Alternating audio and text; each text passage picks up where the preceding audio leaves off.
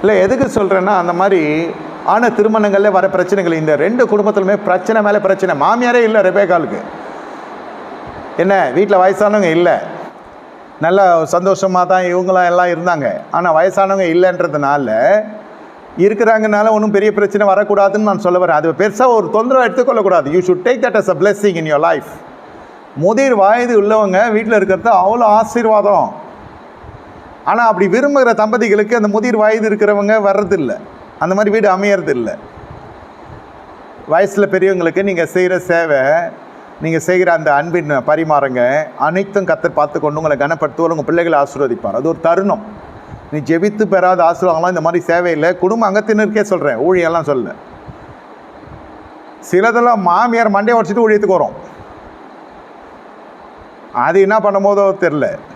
சிலதெல்லாம் புருஷன் வேணான்னு சொல்லி ஒதுக்கிட்டு அவனை வேணான்னு சொல்லி அவனை அடித்து துரத்திட்டு ஊழியத்துக்கு வரும். இது போல் ஊழியம் பண்ண என்ன பண்ணோம்? மகளிர்கிட்ட சாட்சி என்ன சொல்லணும்? நான் மண்டையை உடச்சி நீயும் உடச்சிட்டு வான்னு சொல்லுமா, இல்லை சகிச்சுக்கோன்னு சொல்லுமா தெரியல.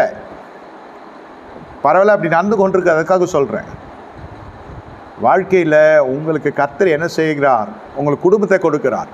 அது ஒழுங்கின்மையாக இருக்கும், அது அலங்கோலமாக இருக்கும், அவலட்சணமாக இருக்கும். ஆனால் நீங்கள் எல்லாத்தையும் சரி பண்ணுங்க தான் உங்கள் தேவ பக்தி. ஏன்னா நீங்கள் ஒழுங்காக தேடினீங்கன்னாக்கா கிடைக்காது. எல்லா தம்பதிகளை பார்க்குற பொழுது அவன் புருஷன் நல்லா இருக்கும், அவன் பொண்டாட்டி அழகாக இருக்கும், தோற்றத்தில் மட்டும் சொல்ல சமையல் நல்லா இருக்கும், வர்றா எப்படி வாழ்கிறான்னு, அவன் அவ்வளோ செப்பனிட்டு இருக்கிறான்னு அர்த்தம். அது அவ்வளோ டேமேஜாக இருந்திருக்கும், இவன் சரி பண்ணியிருக்கான். அந்த பெண்மணி அந்த அளவுக்கு குடும்பத்தை நிர்வகித்து அதை நல்லா ஆலயமாக மாற்றியிருக்கான். அதனால தான் அவங்க போகிற பொழுது அழகாக இருக்குது. அவங்க பிள்ளைங்களாம் படிக்கிறாங்க, அவங்க பிள்ளைங்களாம் நல்லா செழித்து வராங்க. எல்லாத்துக்கு பின்னாடியும் ஒரு பிரயாசம் இருக்கும். தெரியாது, வெளியில் தெரியாது, இல்லை அது தெரியாதே இருக்கும். சில பேருக்கு பார்த்தா பொறாமைப்படுறது, அல்லது பார்த்தா ஒரு மாதிரி வேறு கண்ணோட்டத்தில் பார்க்குறது.